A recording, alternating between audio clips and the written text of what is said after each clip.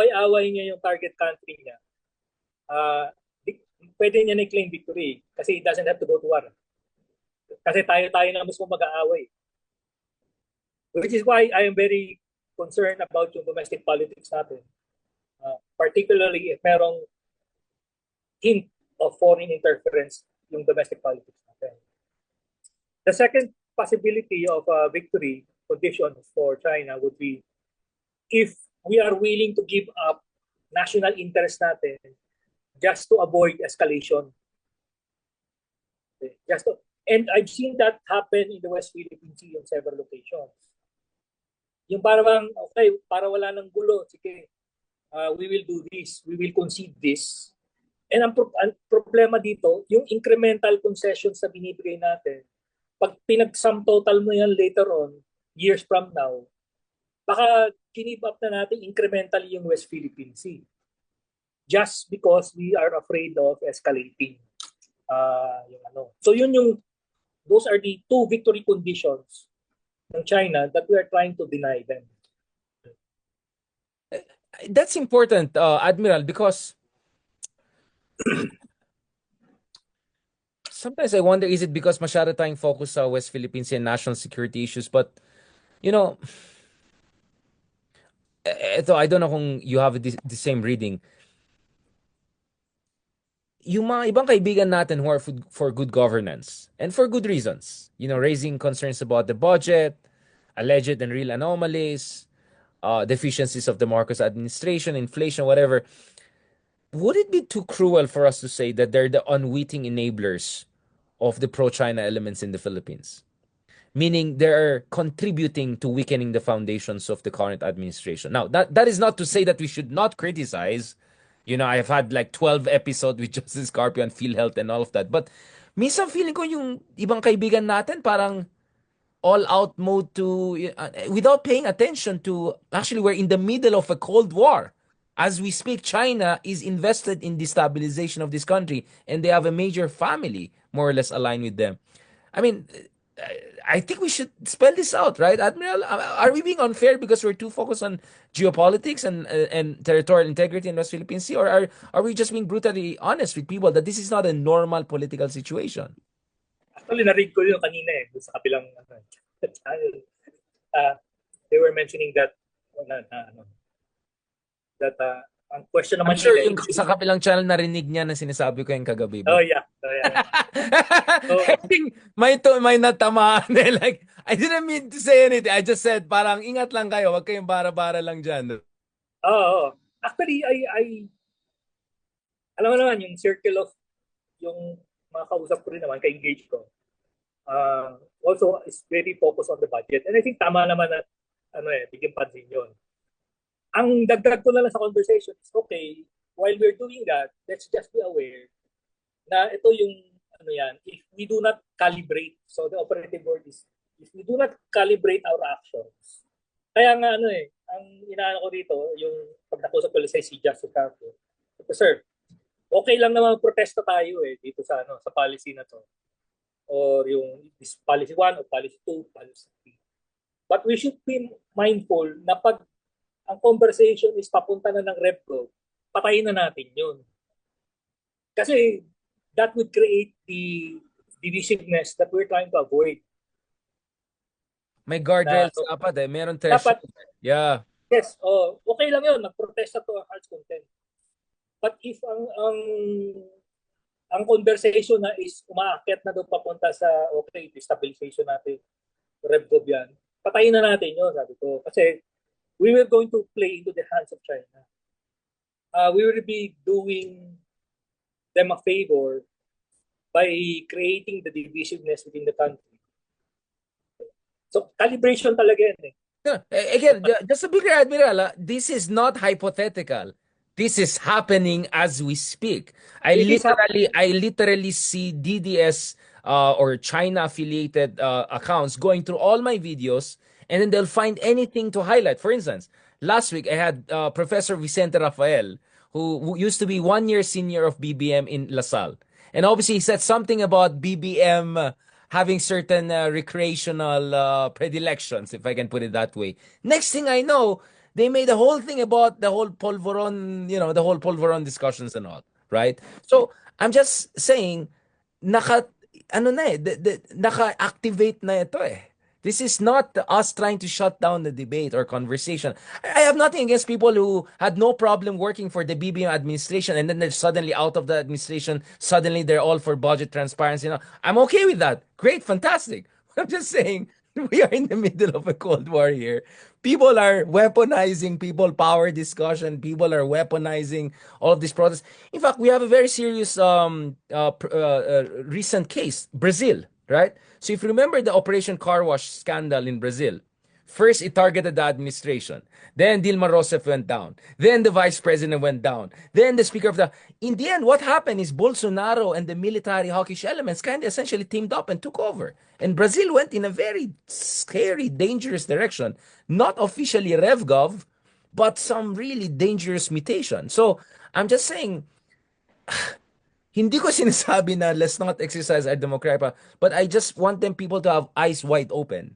Na there are elements they're actively taking. I mean, the other day I had to call out a good friend of ours who is, an advocate for public health, public welfare, etc.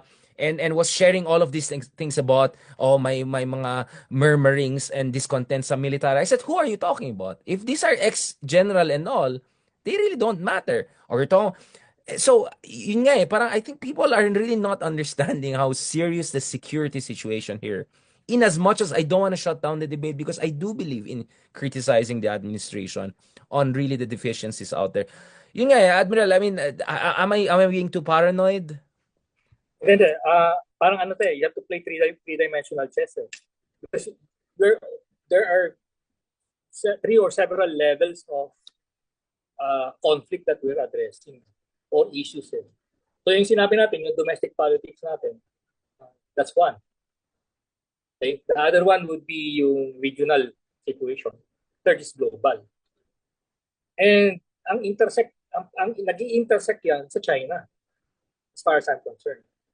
So we need to be worried. No? So ang akin naman, ang ginagawa ko na lang, we have to engage these people that have legitimate grievances naman sa government in terms of policies na have a great negative impact on the public welfare. Eh. So tama lang naman yun. But engage natin and konting reminder na okay, wala namang problema mag-convey kayo ng negative ng dissent to At the end of the day kasi Richard, ito yung difference between yung administration ngayon saka before. The fact that we are openly discussing this and they are openly discussing about going to a public rally to make a statement means that the conditions are permissive. Pwede mo express yung ano mo eh. Democratic space. I mean, in fact, Senator De Lima, I mean, no one can question her commitment to democracy. She said, at least now there's democratic space.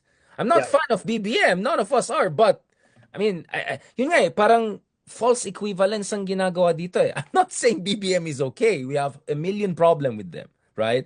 But, iba yung Duterte. There's the China element. There's the EJK elements. There's the direct assault on the constitutional order element. I'm just having a hard time understanding why some people have a hard time understanding that. But actually, maybe I know why. Isa pang nakita ko dito. Again, I'm also not pro-BBM. I voted a different president. Good or bad, the information... You didn't have to say that, Admiral. No, I'm just kidding. Okay lang. Joke lang. Good or bad, the information is available out there. That's why there are the basis for protest eh. Kasi meron information available. But before, tago yun eh. Hindi nga, I don't know kung alam ba ng tao na mas more than 10 trillion yung utang during the previous administration. Na minanan ng current administration. Mga ganun ba? Yeah. Or sorry for mentioning that. Okay, so I'll spell this out. Etong narrative ng essentially mga kaibigan natin na DDS, di ba? Ang narrative nila, eto kay Sara Duterte, million lang pinag-usapan. Ito kay BBM, billions ang pinag-usapan. My counter-argument to that would be very simple. Well, balikan natin yung Farmali. Balikan natin yung mga questionable practices under Duterte. Those were billions too. But for some reason, some of our friends are all focused on the latest scandals, real or not. Why are they not talking about the Farmali issues? This is not whataboutism. This is about consistency in calling out anomalies. And what's happening right now is that you're making it much easier for the Duterte camp and for the pro-China element for that matter to really muddy the water, undermine the government, etc. But by the way, Admiral, just to be clear, I don't know if you want to say it. On my part, I've openly made it clear to the government that, hoy, umayos din kayo because kung magkakalat kayo dyan sa budget issue, gagamitin talaga ng kabila yan. So it's not like we are not also directly telling this to the guys in the government to get their act together, right? We have been warning this openly, right? Openly, on the Yeah. record, right? So Isa it's pa, not like we're not saying anything, right? We're saying even directly to them, hey, get your thing together. What the heck? given yung current context ng ng politics natin, if you're going to protest against certain policies, kumpletuhin natin. Ah, ibalik pa rin natin, iprotesta pa rin natin yung abuso ng confidential funds sa conversation. Hindi pwedeng mawala yun. Kasi kung if you're just focusing on the national budget or the PhilHealth issue o DPWH and yung yung budget, then we forget about the confidential funds. So parang ano yun, again, because we do not want to strengthen yung kabilang side naman. So dapat nasa kasi biro mo magrarally ka o magpo-protest ka. Kukunin yung video na yun, then nila yun sa kabila. I mean, fair is fair, di ba? So, sabi ko, we need to also be consistent. If you're protesting against this policy, let's protest also the other violations. Para hindi tayo, kumbaga, protesting against one party and we forgot about the other party. Mahirap. It's a very hard situation, right? I mean, again, hindi ko sinasabi enabling, parang unwitting enabling ang pwede mangyari dito with dire consequences for our national security among other things. But again, I'm not saying this to kasi alam ko ma-accuse tayo ng securitizing, di ba? That we're securitizing the issue, therefore we want. Hindi. I mean, my goodness, keep on going back to this PhilHealth and other issues and all, and other controversies, all of that. But I really needed you, Admiral, to join us to just really highlight that we are in the middle of an active, liquid, multi-dimensional warfare as we speak, right? Kung sana lang meron tayong treason laws for peacetime, medyo I think we have a strong case against a couple of people at the very least, diba? I mean, this is crazy. We already have deep fake cases, attacks against BBM, against the government. We know that ASPI, among others, have detected China-based elements pushing this. I just hope people don't forget that element. That's big picture is very important. But then again, maybe this is our myopia because we're too national security focused. We're too West Philippine Sea. I don't know. Um, for you, Admiral, I know you're also you're an academic too. You're a professor of practice. I can even call you an activist, someone who believes in good governance and all. I know for a fact that you're helping a lot of good people. Ikaw, what do you think should be the roadmap for, let's just call it the good guys? So even these people, I mean, all of us, we want to be good guys, but what is the responsible way to be the good guys? How should we handle the burden of responsibility given how the Philippines is in the middle of his what I call double Cold War, US, China, Duterte, Marcos, and then the connection, the proxy aspect? Well, ang akin kasi play the long game eh. Ang long game ko is a very short one actually is 2028. So, at the end of the day, yung 2028 scenario natin must not be somebody sitting in the presidency that will hand over the country to China. So, personally, I'm indifferent kung sino man yan, but to make sure that, and I think you can already know ano yung ko sabihin, that we avoid. No, I don't know, Admiral. Yeah. So yun yung long game ko. Now, anything that is any other issues peripheral to that, subordinate to that problem. Okay. So we need to take care of yung 2020 natin na hindi tayo maging probinsya ng China. Walang Manchurian candidate. Yeah. Ah, last part, Admiral, I think this is my part of repenting. For some reason, yung mga kaibigan natin sa Taiwan are not reaching out to me as much. I think marami nagalit sa akin sa Taiwan when I said we should use the Taiwan card to get more on West Philippines. I mean, this is the back and forth you and I have been having, right? Your argument is Taiwan is a bigger threat if China takes over Taiwan. My argument is we're just too weak to be involved on the Taiwan issue. West Philippines is more urgent, so maybe we'll do 5% out of 100%, and then let Japan and Australia and US do it. So essentially leverage the Taiwan. But I love Taiwan. I was a fellow in Taiwan. I care for Taiwan. Of course, I don't want China to be our immediate neighbor to the north. Balikan natin itong Taiwan issue na ito. How do you see the Taiwan issue evolving or becoming even more poignant under Trump 2.0 administration, which is in a matter of weeks? Okay, I'm gonna tweak that question and answer you from a point of view of China or Beijing. Okay, kasi if my core interest is Taiwan, then the Philippines is I must to be able to accomplish yung objective ko sa Taiwan, I must neutralize the Philippines. For one simple reason, kasi it will complicate my calculation. So I must first do away with the Philippines as a factor para I can execute my Taiwan yung Taiwan. Like Germany taking rid of Poland so that the road is paved to Moscow, right? So in military parlance, sa planning process yan, there's such thing as ano yung main effort ko, ano yung secondary effort ko. So if my main effort is Taiwan, my secondary effort is actually Japan and the Philippines. Okay. Parang example, why did the Japan attack the Philippines during the Second World War? Kasi it's in the way. Ano ba yung objective ng Japan? Yung southern resource area, which is yung oil field dun sa Indonesia. Okay, so we were in the way. So the only way that they can safely take over that region where the oil is available is to make sure that the Philippines is no longer a threat. So they had to invade the Philippines. Okay, so for China, they had to quote unquote neutralize the Philippines either politically or economically to make sure na hindi siya magiging factor. Okay. So anything that we do actually disrupts, pangbanggulo tayo dun sa ano niya eh. Nanggugulo tayo eh. Whatever actions we take, kaya kung gusto nila sa atin, defenseless. Para they don't have to bother with us anymore. Okay? Kaya ang pinaka-low-hanging fruit Nag-aabal tayo sa kanila. A low-hanging fruit, if they can have somebody in charge of Philippines na friendly to them, that solves itself. Okay. Kumbaga, bawas sakit ng ulo na nila.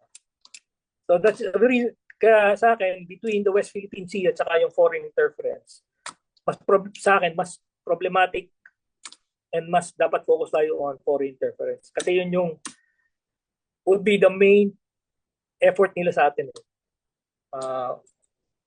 In terms of neutralizing the Philippines compared to yung anything kinetic or anything physical doon sa West Philippine Sea. Ano lang yun, intramurals lang sa kanila, parang sideshow lang yun. Which then again goes back to what I've been saying. They have every reason to take advantage of any kind of destabilization, whether genuine, whether based on legitimate grievances or not. Now, last part of our discussion, Admiral. So we had this discussion with, I think, soon-to-be President Sikorski of Poland, right? This idea that the Philippines is kind of the Poland of Asia, right? An emerging middle power who's historically traumatized by different imperial power, but eventually has to get its act together, and it's almost at the front line, right? So if Taiwan is kind of like Ukraine, we're the Poland. You came up with the theory of victory, because I think this is a very important thing. Ako, ang parati kong sinasabi over the past year or two is, kailangan natin ng baseline. What is the acceptable thing for us when it comes to discussing West Philippine Sea? For me, I have no problem with us disagreeing with the policies of the administration or not. But when you consistently just parrot the China line, medyo ibang baseline po yan, right? Medyo kailangan investigate ano nangyari dito, di ba? But what you also made very important is what is also the ceiling, diba? So clear tayo sa baseline. What is acceptable for any patriotic, self-respecting democracy, pluralistic, but at the same time, what is achievable? What is feasible for us as an emerging or emergent middle power, as a kind of a Poland of Asia?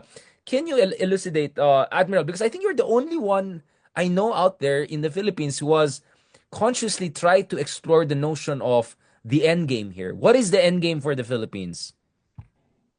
Okay, yung end game natin, yung theory victory that you mentioned, that I wrote or drafted, uh, are describing the attributes of what would consist of victory. Okay. Now, the one essential component doon is yung tinatawag kong national will. Yung national will. Babalik tayo, I think we've discussed it before. Yung Cod War between the UK and Iceland. And one of the reasons why when we asked bakit nanalo yung Iceland against UK during the Cod War was primarily because of national will. So national will is dalawang component, yung political will ng state and the people's will. So state and people together having that comprehensive national will to actually fight for what is morally right and acceptable na entitlement ng Pilipinas. And that is our sovereign rights, our sovereignty, and our entitlements, legal entitlements. Now, yung theory of victory does not rest on fighting with China. In fact, ang inano ko doon, if we fight with China, that means that's not a theory of victory. I mean, we should try to avoid that. Kaya yung sinasabi ko nga, yung theory of victory na dinrap ko has two components.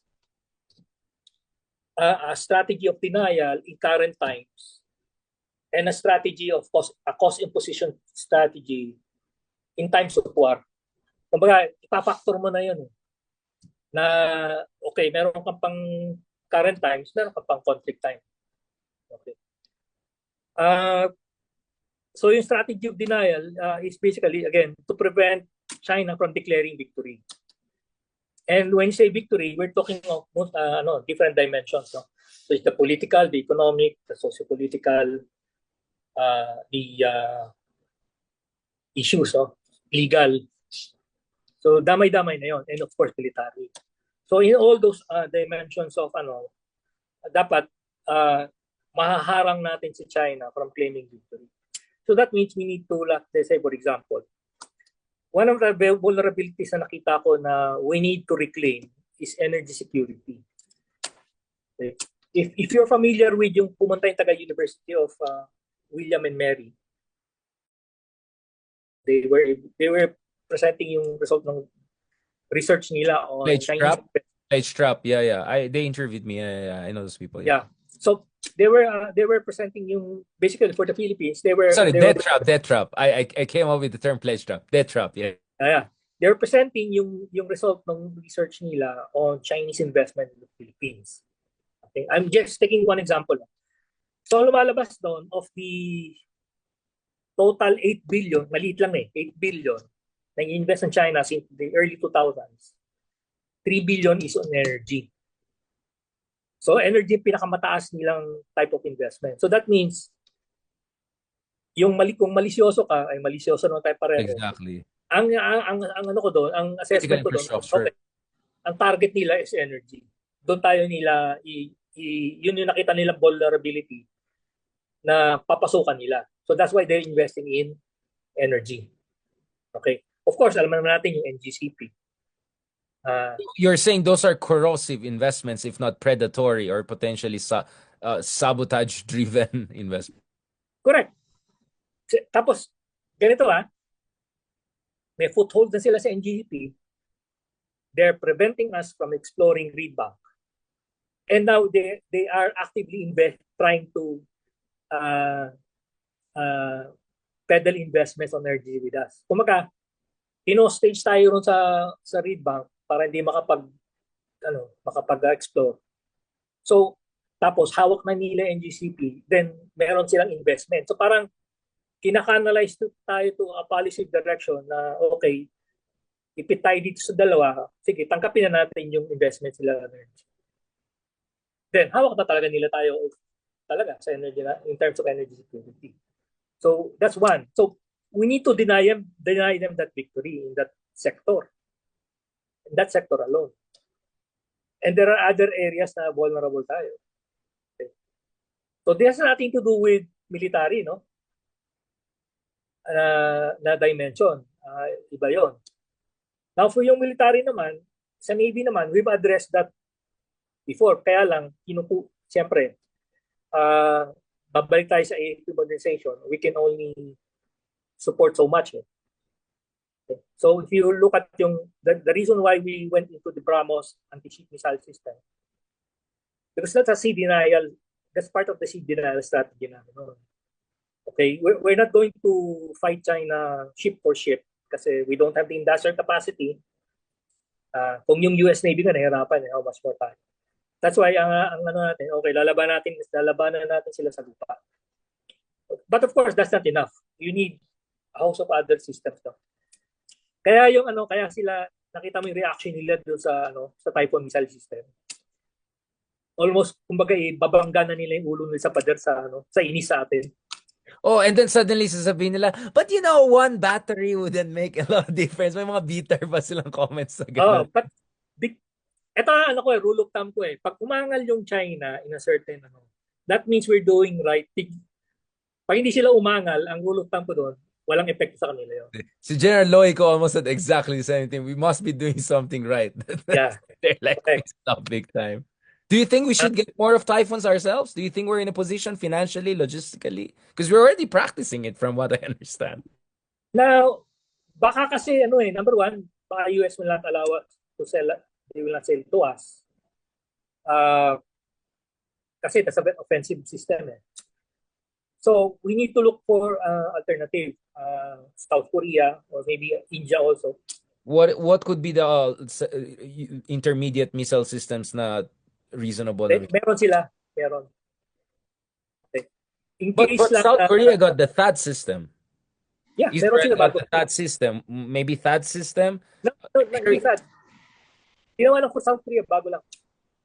I forgot the name kasi Korean name. But, no. What I'm saying is that the US deployed THAAD systems to South Korea and also to Israel, among others. So why shouldn't they deploy it here? Heritage Foundation just had a report that they're recommending F-16 fighters, THAAD missile deployment, and a couple of interesting warships and missile systems. The THAAD is an air defense system. So it's to prevent yung entry of ballistic missiles coming to us. Okay. In the case of South Korea, it is to prevent yung attack on yung US forces South Korea. From North Korea, yeah. That Typhoon is an offensive system. So yun yung doon. So kung papayagan tayo ng US, all the more maganda. But kung hindi, I think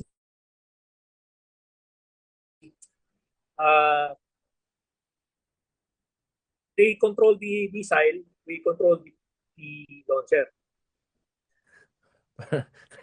that's a conjugal, conjugal. Oh. Kasi the way they think is ang kanuka sa Amerikano kasi mag-isip niyan is, I don't give you something that would create problems for me in the future. Hot-headed Filipinos getting us into trouble. Well, kasi obviously ang titingnan nila niyan, ang worst case namin. What if a trigger-happy Filipino decides to push the button? Okay. So, that's one way na nakita ko. Happy tayo sa tayo may-ari ng launcher sa kanila yung missile. Then you create a rules of engagement ecosystem na both Philippines and the US has to agree on before that missile is launched. Then maybe they will agree to have that But yung current setup is already working na eh. Yung naka-pre-deploy lang dito for exercise. The conjugal. Do we see more nila. Yeah. Do you see more batteries being deployed? More Typhoon batteries, like one in Cagayan, one in Lawag, maybe something like that. One in Subic, I don't know. Ang nakita ko kasi it's a prototype eh. Yung Typhoon missile system is a prototype. Right. So Beta pa siya. Oh, so hindi, it's workable. Yung concept, tinas nila yung nag-proof of concept sila eh. So the concept is workable. They were using existing systems naman eh. Okay. Kaya lang, they might need to build more batteries for that. Last point, what should we push for and what should we realistically expect under Trump administration, assuming Trump doesn't do like grand bargain, blah, blah, blah. Let's just say Trump 2.0 will be just as aggressive on China, if not more, because China is more powerful, because the Elbridge Colbys are even more influential now, right? What should we get in exchange? What should we ask from them big time? Sa akin lang, is to push or yung, continue with the commitment based on the bilateral security guidelines between DOD at DND, yung bilateral security dialogue, the recent one, and yung commitment during the trilateral summit sa Washington, D.C. Last, I think it was June, yung between Japan, the Philippines, sa US. Yeah, Kasi yung with doon Jake naman Sullivan. nakalala na ron, very very comprehensive na yun. So if we just follow, if they just comply with the commitments doon, I think we are already good then. So stick to essentially the plan. No Yeah. need for anything special or bombastic or anything like that. On that very I don't know, I can say encouraging or something. Not thank you so much, Admiral. And maybe next time if you have information on speaking of well, have you heard from Harry Roque recently, Admiral? I mean, like, parang nami-miss ko na yung mga banat ni Harry Roque bot, yung mga US-China, yung mga ganun. If in case, just in case you have information, maybe you can share. Meron kaming ganun episode, Where in the World is Harry Roque? But, Parang may game yan Where the World is Carmen's. ay, yung mga ganun. Doris. Like something like that. So, Uh, yeah. namin yan. Because, no, because speaking of him, di ba, ang shtick niya back in the day was anti-US bases, right? Ang shtick niya is makabayan siya, na ayaw niya yung mga Amerikano nandito. And as we speak, a lot of people are saying, we're selling out our country to the US and putting ourselves, we'll be the next Ukraine daw and all of that. Parati ang joke ko pag they say we'll be the next Ukraine. Sabi ko, sigurado niyo you're not the next Russia losing 600,000 of your servicemen and all of that. Actually, I'm not happy that 600,000 died in Russia, from Russia or got injured because ito yung mga kawawang Russians.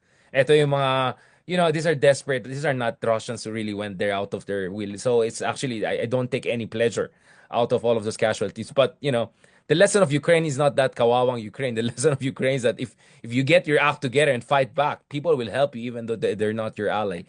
Thank you so much, Admiral. Hopefully, we can catch up soon again as we see more developments on this front.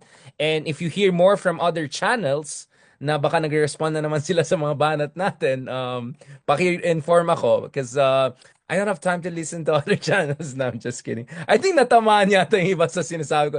Hey, I'm not saying do not criticize BBM. I'm just saying, wag yung content mo is 95% attacking PhilHealth and DepEd budget and all, and halos wala na tayong sinasabi sa mga Dutertes when in fact, we might be at a crucial moment when the Dutertes are really vulnerable to being held accountable for everything, right? So, yun lang.